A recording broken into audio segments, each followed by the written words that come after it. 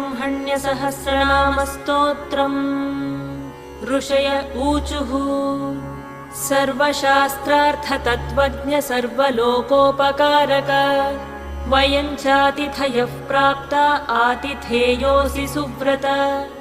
ज्ञानदानेन संसारसागरात्तारयस्व नः कलौ कलुषचित्ताये नराः पापरताः सदा।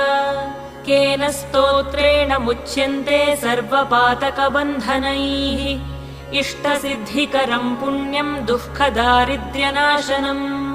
सर्वरोगहरं स्तोत्रम् सूतनो वक्तुमर्हसि।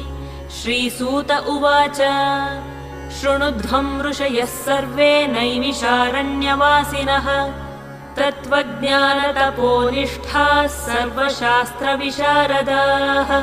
स्वयंभुवा पुरा प्रोक्तं नारद